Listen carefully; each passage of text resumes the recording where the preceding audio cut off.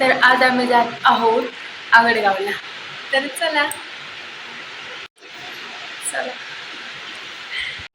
तर बाहेर येऊन बघितलं तर बाहेर खूप असं ऊन होतं.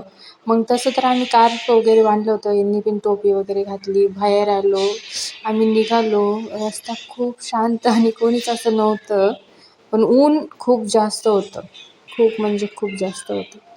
मस्त असं शांत रोड वगैरे आणि हा माझा पहिला ब्लॉग होता. तर आम्ही आगडगावला चाललो होतो. आगडगावला खूप असं मस्त नाही का वातावरण पण असतं. पावसाळ्यात तर असं भारी असतं ना, हिरवंगार असतं. खूप सगळेजण येतात इकडं आणि फोटोज वगैरे पण खूप छान निघतात. तर तुम्ही कधी अशोकनगरचे जर असाल तर तुम्हाला माहीतच असेल आगडगाव कुठं आहे, काय आणि तिथं काय आहे. काळभैरवनाथाचं खूप मोठं असं मंदिर आहे आणि रविवारी तिथं तर खूप भारी असतं. तर नक्की तुम्ही या.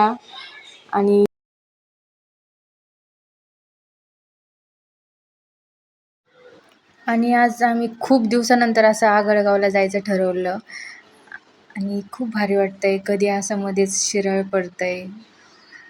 खूप छान वातावरण होतं आणि रस्त्याला असं करवंद वगैरे पण होते विकायला. आम्ही करवंद घेतले, पण मी शूट करायचं विसरून गेले. त्यानंतर आम्ही शेवटी आलो इकडं. इथं खूप गर्दी होती. खूप म्हणजे खूप गर्दी होती.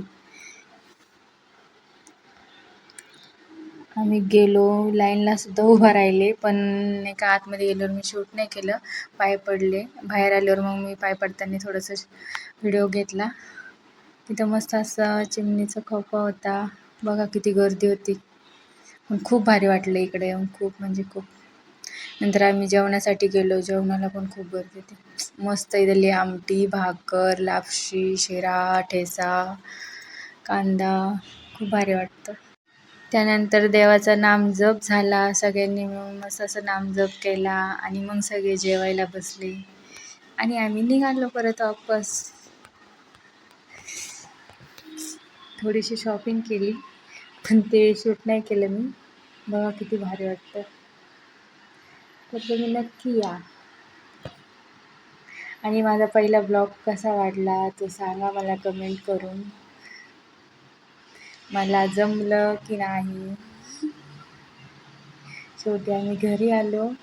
घरी आल्यानंतर आम्हाला दिसलं आमचा छोटासा बेबी आणि इतकी गोड स्माईल वगैरे देऊन आमच्या ब्लॉगचा शेवट इथं झाला आहे. तर तुम्हाला ब्लॉग आवडला तर नक्की सबस्क्राईब करा आणि आमच्या